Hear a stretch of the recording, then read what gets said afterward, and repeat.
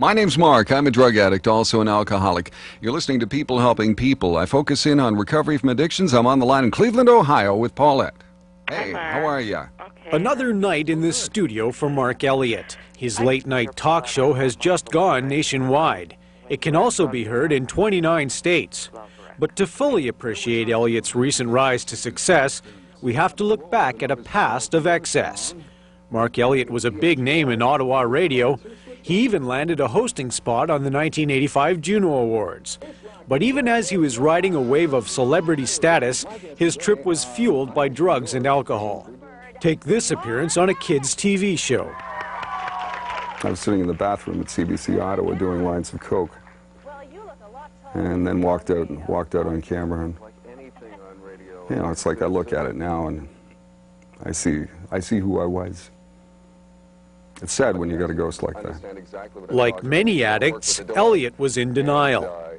Here he explains why he nearly fell over at a live appearance. He blamed a reverberating sound system. Mark Elliot wasn't on drugs. Well, that's good. The turning point in Elliot's story came when a station manager in Ottawa told him he could no longer work there.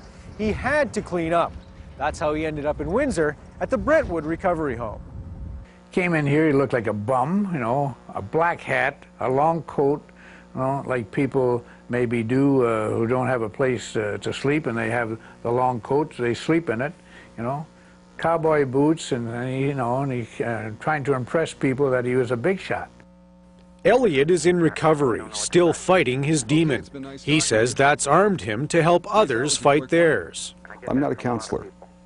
I'm just somebody to talk to. I don't pretend I've got all the answers. But alcoholics don't like professionals. We don't like talking to people, period. But there's something that happens when you say, I'm an alcoholic. You're an alcoholic, I'm an alcoholic, boom, we're on the money. You understand. You understand what I'm talking about.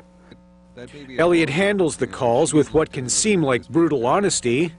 You got a drug problem. What can I do about it? Get off them. How? Get into treatment. With genuine concern. Well, you know, you just get better, okay? Okay. All right, I'm just glad you did what I told you. Thanks, Mark. Thanks a lot. Yeah. Bye-bye. Bye-bye.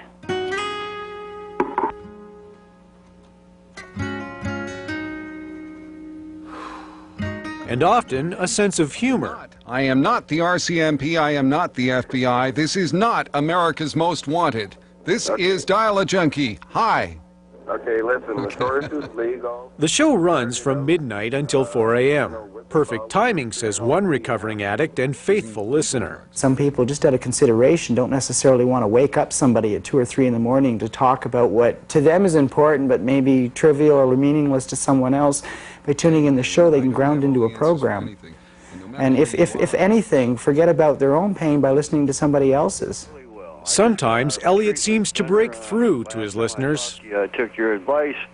I checked myself in. I needed some professional help with the methadone, you know, that I had to kick. Yeah. And I got that girl off my back. Yeah. I'll tell you what, I feel really great.